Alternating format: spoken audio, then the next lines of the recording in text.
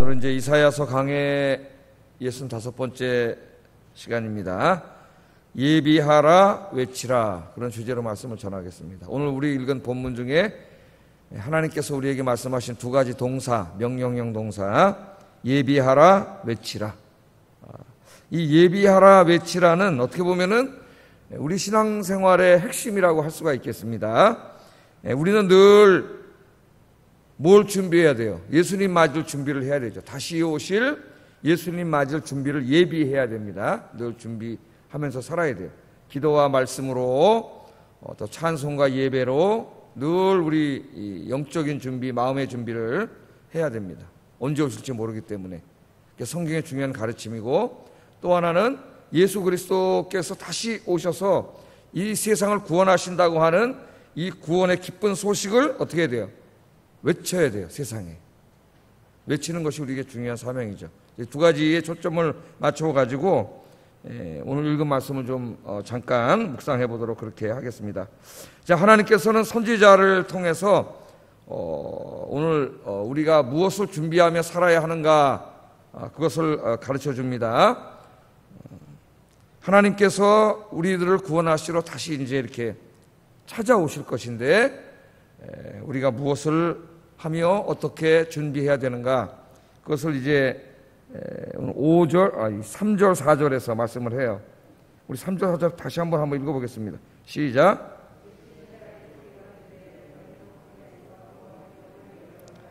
사막에서 우리 하나님의 대로를 평탄하게 하라. 골짜기마다 돋우어지며 산마다 언덕마다 낮아지며 고르지 아니한 곳이 평탄하게 되며 험한 곳이 평지가 될 것이요. 그렇게 말을 해요.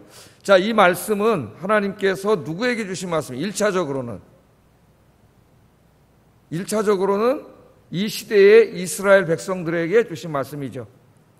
어제 40장의 역사적 배경을 배웠어요.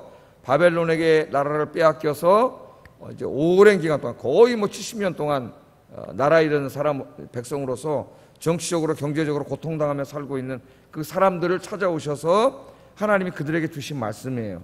그러니까 그들에게 주신 말씀의 핵심이 뭐냐면은 하나님께서 너희를 구원하시기 위해서 너희에게로 찾아오실 것이기 때문에 너희가 어떻게 해야 돼요? 하나님이 오시는 길을 준비하라. 문자적으로 해석하면 그렇습니다. 하나님이 오시는데 하나님이 오시는 길을 준비하라는 거예요. 자, 이 하나님이 구원하시러 찾아오신다는 말씀은 성경에 보면은, 신약에 보면은 3단계로 이루어지죠. 첫 번째는 2000년 전에 예수님이 이 땅에 찾아오심으로 이루어졌습니다. 1단계가. 그래서 구원을 다 완성하셨죠. 그 다음에 2단계는 예수님이 승천하신 다음에 보혜사 성령님을 보내주심으로 찾아오셨죠. 그래서 지금 우리에게는 현재라고 할 수가 있겠어요. 여러분 안에 누가 찾아와 계세요? 성령 하나님이 찾아와 계시죠. 3단계, 이제 궁극적으로 찾아오셔요. 구원. 그때는 구원이 완성되는 거죠. 그때는 아직 오셨어요, 안 오셨어요? 안 오셨죠. 이제 종말에 오십니다. 마지막 때 재림하시죠, 우리 예수님이. 그래서 우리는 지금 재림의 주님을 기다리고 있다. 이미 2000년 전에 예수님 오셔서 구원을 완성하셨어요. 2000년 전에 오신 예수님은 오늘 본문에 나오는 이스라엘 사람들에게 있어서는 미래의 일이죠. 미래의 일. 우리에게는 이미 2000년 전의 일이에요. 그죠? 이미 오셔서 구원을 이루셨고, 성령님은 지금 찾아오셔서 우리와 함께 계시면서 우리가 주님 나라에 갈 때까지 우리 구원이 실패하지 않도록 어떻게 해주셔요? 지켜주시죠. 우리는 견인교리를 믿잖아요. 예? 내가 힘이 있어서 믿음을 지탱하는 게 아니에요. 우리 얼마나 연약한지 지금 이 어려운 시기에도 예배조차 드리기 힘든 상황에 우리가 살고 있지 않습니까? 우리 힘으로 믿음을 지키는 게 아니에요. 우리 힘으로 지킨다면 견인교리는 있을 수 없습니다. 왜? 우리는 하루에도 12번도 더 쓰러져요. 그러나 우리 안에 성령님이 지금 찾아오셔서, 성령님이 누구예요? 하나님이 영이시죠. 그분이 하나님이에요. 우리와 지금 함께 계십니다. 그러나 이 세상의 구원이 완전히 이루어지지 않았죠. 그러니까 이 코로나 바이러스가 있고 우리가 고통을 당하는 거 아닙니까? 이제 하나님이 정하실 때가 되면은 완전히 세상을 구원하시기 위해서 우리 주님이 다시 찾아오신다. 그러니까 우리도 역시 여전히 그날을 기다리고 있어요. 그런 의미에서는 기다리는 것은 마찬가지예요. 우리도 기다리고 있습니다. 자, 여기 하나님이 오시는 길을 준비하라. 또 하나님이 오시는 대로를 평탄하게 하라. 그렇게 말씀을 해요. 준비를 해야 되는데 어떻게 준비를 하냐면은 땅을 평탄하게 하라는 거예요. 이게 어디서 나온 말씀이냐면은 옛날에 이제 이 왕들이, 이 바벨론 왕도 마찬가지고 어느 이제 성으로 이렇게 시찰을 나가잖아요. 그럼 왕을 호위하는 군인들과 왕이 탄 마차가 이렇게 이제 오지 않습니까? 근데 땅이 막 울퉁불퉁하면 어떻게 되겠어요? 마차가 부서질 수도 있고 울퉁불퉁하면 왕이 너무 불편하겠죠. 그래서 특별히 바벨론 제국 시대에는 왕이 어느 성으로 간다 그러면 사람들이 다 나와가지고 그 왕이 가는 마차길을 평탄하게 돌멩이 다 치우고 굴곡 파이대는 다 흙으로 메꿔가지고 마차가 흔들리지 않도록 그렇게 만들었어요. 야, 옛날에만 그랬나 보다 그러는데 사실은 우리 장로님이나 저희 군대 생활할 때 지휘관, 별은 고사하고 무궁화 3개짜리만 온다 그래도 어떻게 해요? 저도 엄청 많이 했습니다. 비포장도로에 나가가지고 그 전날부터 저 한탄강, 지금 한탄강 있잖아요, 전국에. 거기 가서 모래하고 자갈 퍼다가 그거 다 배웠어요. 누구 온다고? 연대장이 찝차 들어온다고. 지금 이제 그런 일 했다가는 신문에 나가지고 나 그 사람 뭐가 있잖아요. 저 때는 뭐 아무 일도 아니었어요. 한강에 가서 하루 종일 자갈, 그 60 트럭, 큰 트럭에다가 모래 퍼다가 갖다 내려놓은 땅에 쫙 메꿨어요. 시키는 건 아니에요. 그 밑에 이제 부하 지휘관이 잘 보이려고 하여튼 옛날부터 군인들만큼 이걸 군대 말로 짜웅한다 그래. 짜웅. 진급하려고 상급자기 짜웅한다 그러잖아요. 짜웅의 대왕이 군인이라서요, 옛날에. 지금도 우리나라 군대가 참 부끄러운 군대가 되고 있는데 국민의 군대가 이렇게 군인에게 조롱을 받으면 안 되겠죠. 국방부 장관 이런 허접한 사람들 하나 세워놔가지고. 자, 그럼 이제 오면은 그걸 깔았다고. 우리도 저도 했어요. 근데 고대 시대에 왕이 오는데 오지겠겠어요, 여러분. 평탄 작업하고 울퉁불퉁한데 딱 깔아가지고 왕이 오는데 마차가 안 흔들리도록 다 만들어놨단 말이에요. 지금 그 이미지로 설명을 하는 거예요. 하나님이 찾아오신다는 거예요. 이 사람들 알아요. 왕이 오면은 도로를 평탄케 해야 된다는 거를. 하나님이 너희를 구원하러 찾아오시는데 하나님이 누구예요? 만왕의 왕이시죠. 그러니까 빨리 도로를 준비하고 평탄하게 하라는 거예요. 우리가 여기서 이 말씀은 문자적인 말씀이 아니구나 그걸 알 수가 있죠. 무슨 하나님이 진짜 마차 타고 오시는 게 아니잖아요. 우리가 나가서 도로를 평탄하게 할 필요는 없지 않습니까? 여러분. 그러니까 이거는 뭐예요? 상징적인 의미, 상징적인 의미. 그러니까 이스라엘 백성들에게는 하나님이 찾아오셔서 너희를 구원하시는데 너희가 준비해야 될 게 있다는 거죠. 영적으로, 마음적으로. 그게 뭐예요? 회개하고 기도하고 하나님 맞을 준비를, 영적인 준비를 해야 된다는 거예요. 이스라엘 백성들에게. 그래야 하나님이 찾아오셔서 너희를 구원해 주신다. 그런 약속입니다. 그러니까 아마 이 설교를 들은 이 당시의 사람들은 회개하고 기도하고 하나님 맞을 준비를 영적으로 했을 거예요. 이 말씀이. 자, 그럼 이 말씀은 우리들에게 적용해야죠. 우리는 우리들에게 적용. 이때로부터 한 2600년이 지났습니다. 지금 2600년, 그죠? 2600년 정도가 지났는데 우리에게는 어떻게 적용해? 우리에게도 역시 동일해요. 우리는 지금 다시 오실 예수님을 기다리고 있습니다. 이 시대 사람들은 3단계 거쳐서 오실 하나님의 그 구원을 기다리는 거나 마찬가지죠. 우리는 이미 2단계가 다 완성이 됐어요. 최종적인 주님의 오심만 남아 있습니다. 그러나 주님이 오셔야 이 구원이 다 완성되고 그때는 이런 바이러스도 없고 질병도 없고 죽음도 없고 아무것도 없죠. 완전한 구원이 이루어지죠. 구원이 완전히 이루어지면은 죽음과 고통이 다 없어지는 거죠. 완전한 거예요. 완전한 거는 부족한 게 없는 거예요. 우리도 지금 기다리고 있어요. 기다리고 있습니다. 그렇기 때문에 이 말씀은 여전히 우리에게 이사야서의 1차 독자들과 같은 의미로 다가옵니다. 우리도 어떻게 해야 돼요? 다시 오실 예수님을 맞이할 마음의 준비, 영적인 준비를 해야 되는 거죠. 언제? 늘 해야 돼요. 왕이 오면은 그 왕이 오는 도로를 팍 나가서 준비하고 평탄하게 만드는 것처럼 죄악으로 더럽혀지고, 그죠? 세속적으로 막 울퉁불퉁해지고 우리 마음이 막 이렇게 돼서 주님이 찾아오시기 어려운 우리 이 영적인 상태를 날마다 기도와 말씀으로 회개해가지고 우리 마음을 평탄하게 만들어야 된다는 거예요. 그래서 여러분 5절 말씀 한번 읽어보겠습니다. 5절 시작.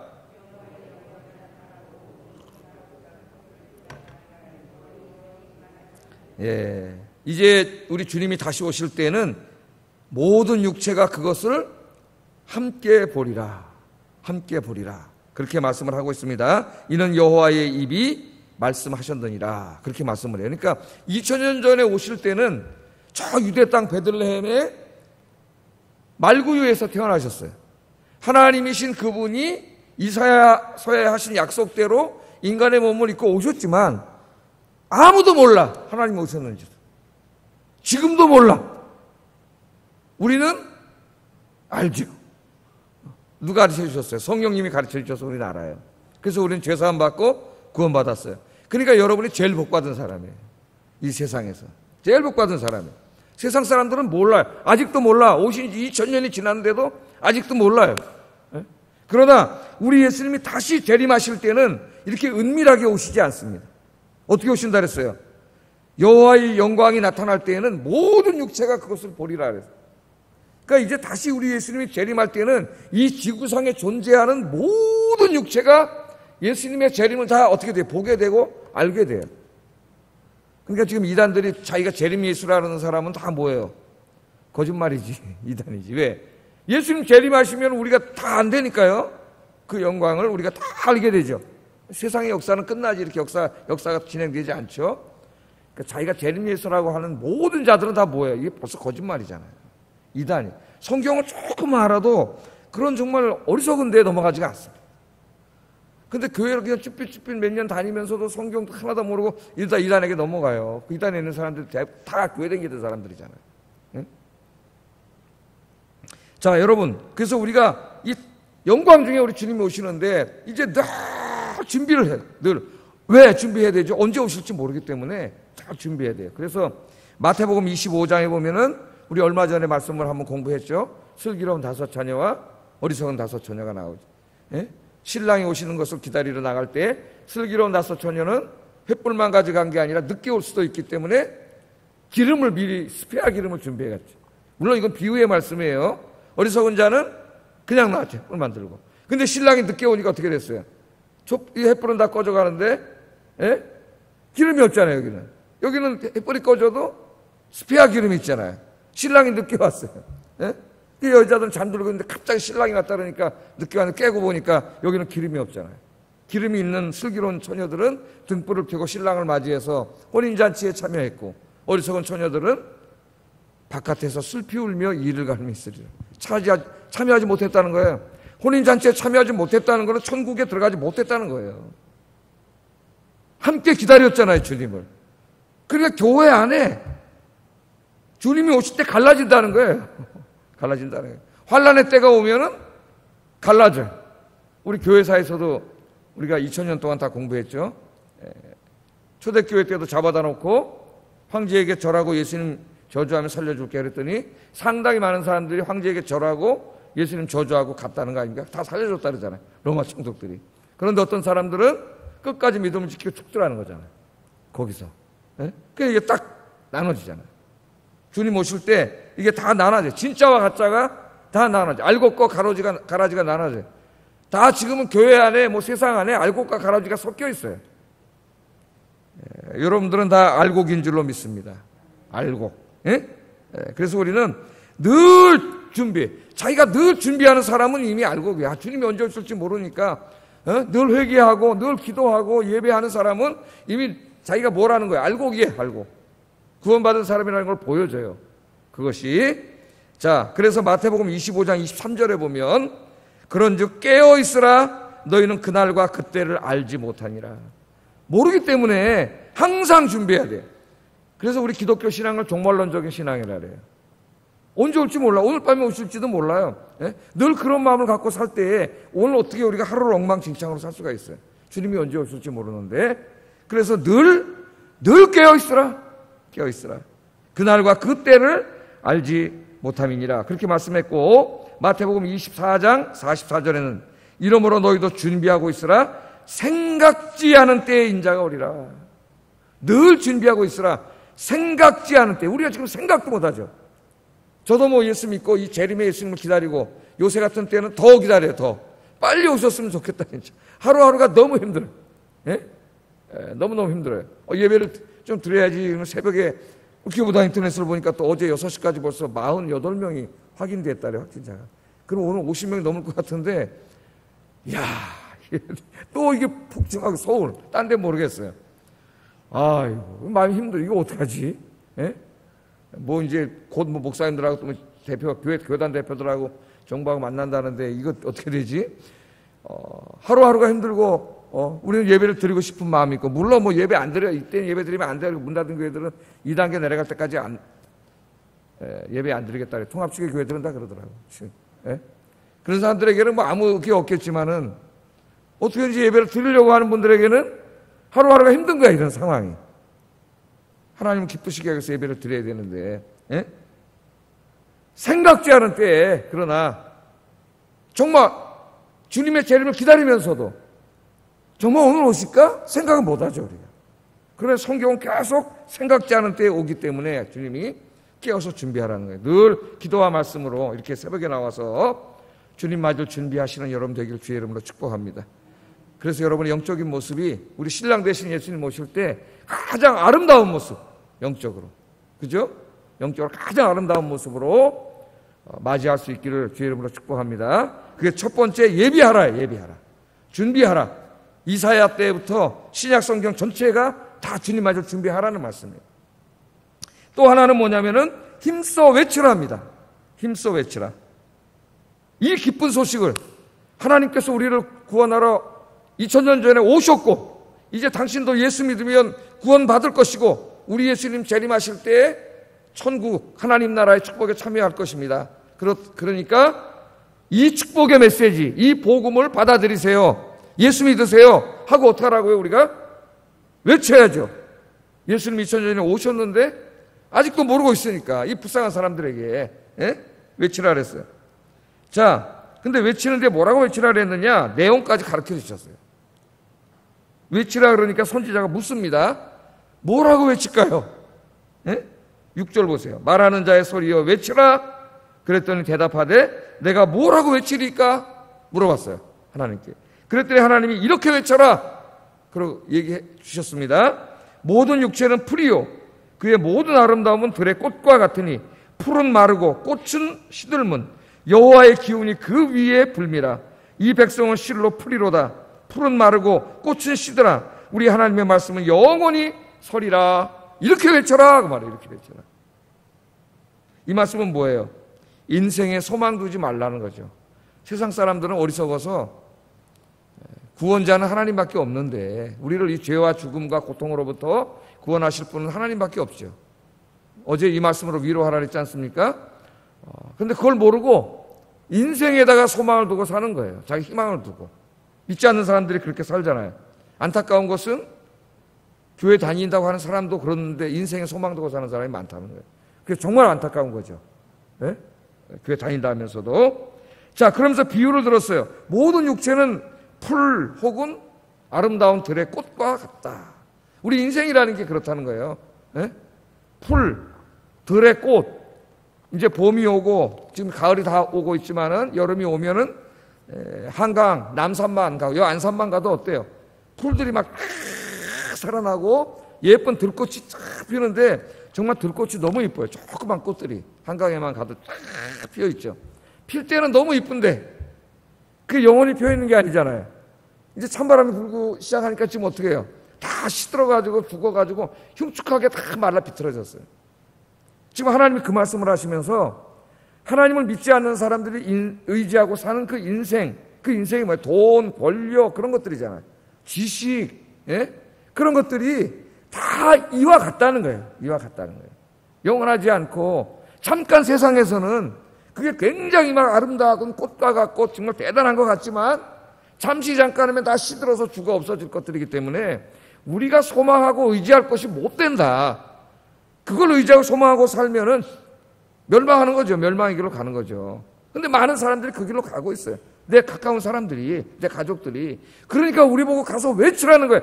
그런 거 의지하고 살면 안 됩니다. 하나님 믿고 하나님 의지하고 살아야 됩니다. 그렇게 외치라는 거예요. 외치라는 말은 큰 소리로 말하는 거죠.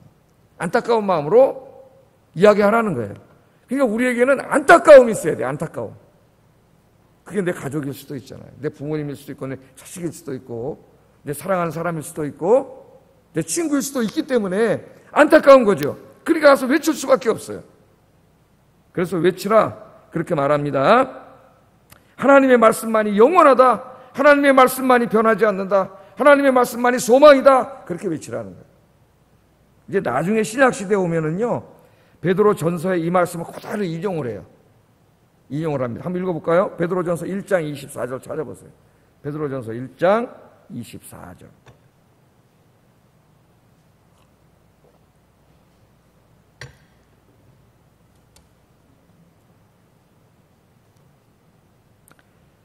베드로전서 1장 24절 읽어보겠습니다. 시작. 모든 육체는 풀과 같고 그 모든 영광은 풀의 꽃과 같으니 풀은 마르고 꽃은 떨어지되 오직 주의 말씀은 세세토록 있도다 하였으니 너희에게 전한 복음이 곧 이 말씀이라. 그러니까 베드로는 지금 우리가 읽은 이사야 말씀을 한마디로 뭐라 그래요? 이게 바로 복음이다. 복음이다. 우리 인간에게는 구원이 없고 우리 인간이 의지하고 살고 있는 인생의 모든 것들, 그런 것들은 우리의 소망이 될 수 없다는 거죠. 우리를 구원할 수 없다는 거예요.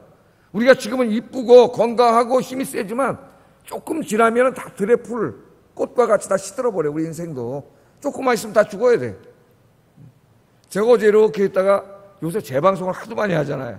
자면서 이렇게 보니까 제3공화국 뭐 그런 거라더라고.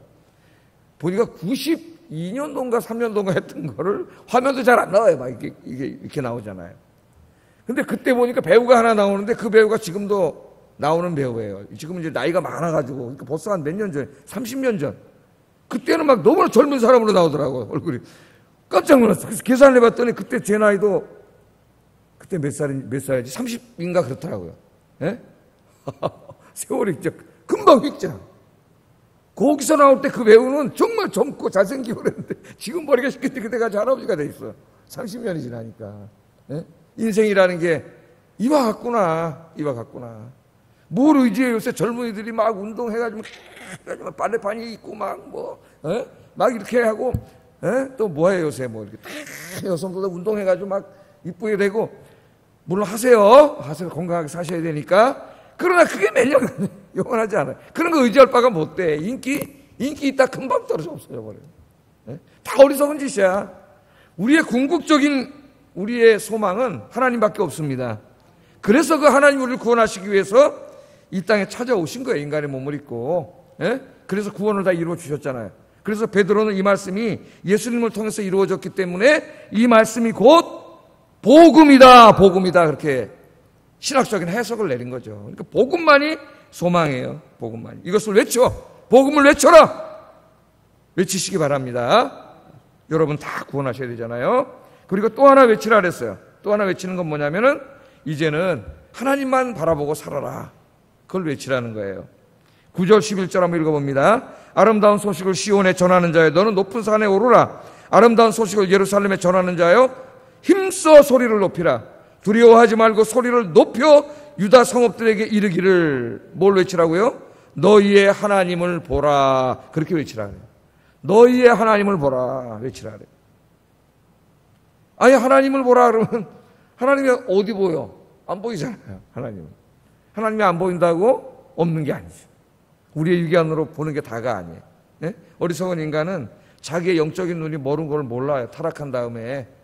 그 다음에부터는 육신의 감각기관으로밖에는 못 봐요. 눈으로, 코로 냄새 맡고, 눈으로 보고, 귀로 듣고, 손으로 만지는 거. 그거 외에는 못 봐. 진짜 중요한 건 다 못 봐요. 기능이 없어졌어요. 근데 자기가 다 본다고 생각하고, 다 듣는다고 생각하고, 다 안다고 생각해. 그 인간이 교만이에요. 어리석은 자예요. 아무리 공부를 많이 해도 뭐해, 박사면. 정말 중요한 걸 모르는데, 누구를 볼 수 있어요? 하나님의 살아계심, 하나님의 역사하심을 보라! 하나님이 살아계신다고 얘기하라는 거예요. 그러니까 우리의 소망은 누구예요? 하나님을 보라는 말은 하나님을 의지하고 살아야 된다 그 말이에요. 하나님을 의지하고 살아야 된다. 오늘 이것은 교회 바깥에 있는 사람들에게만 하는 말씀이 아니에요. 어떻게 보면은 더욱더 교회 안에 있는 사람들에게 하시는 말씀이에요. 교회 다니면서도 하나님 안 바라본다니까. 자기가 가지고 있는 거 바라본다니까요. 교인들도. 돈 뭐 이런 거 바라보지 하나님의 소망으로 사는 사람은 별로 안 보여요. 오늘 우리에게 하시는 말씀이에요. 여러분 이사야 1장에서 39장까지 우리가 60번 이상 걸쳐서 공부를 했는데 핵심적인 주제가 뭡니까? 왜 이스라엘이 하나님한테 혼났어요? 책망을 받았어요. 하나님 의지하고 살면 되는데 아수르 의지하고 애굽 의지하고 바벨론 의지하고 자기들이 갖고 있는 군대 의지하고 예? 금과 은을 의지하고 이사야서 맨 이거예요. 하나님도 책망을 받죠. 네 땅에 네 하나님 여호와가 없어서 다른 신을 의지하느냐? 예? 나를 의지하고 기도해라. 그럼 내가 징조도 보여줄게. 임마누엘도 징조도 보여주고 마할살렐 하스바스 징조도 보여주고 다 징조도 보여줄 테니까 하나님 의지하고 살아라. 그게 이사야서의 지금 중요한 주제입니다. 오늘 다시 그것을 말씀하는 여호와 하나님을 바라보고. 여러분 오늘 새벽에 잘 오셨어요. 하나님 바라보고 살아야지 누구 바라보고 살겠어요? 예? 하나님만 바라보고 사시는 여러분 되기를 주의 이름으로 축복합니다. 예, 기도하겠습니다. 자, 오늘 두 가지입니다. 첫째는 예수님 맞을 영적인 준비하는 삶이에요. 늘 기도와 말씀, 찬양과 예배로 주님 맞이할 영적인 준비를 슬기로운 처녀처럼 기름 준비하는 삶을 살게 하여 주시옵소서. 첫 번째 기도 제목이고, 이 기쁜 소식, 여호와 하나님만이 우리의 소망이고 구원이요 우리의 의지라고 하는 이 기쁜 소식을 내가 믿을 뿐만 아니라 내 주변에 가까운 사람들, 내가 사랑하는 사람들에게 외치고 살게 하여 주시옵소서. 기도하겠습니다. 사랑과 은혜가 충만하신 아버지 하나님, 오늘 이사야 40장 3절부터 11절 말씀을 통하여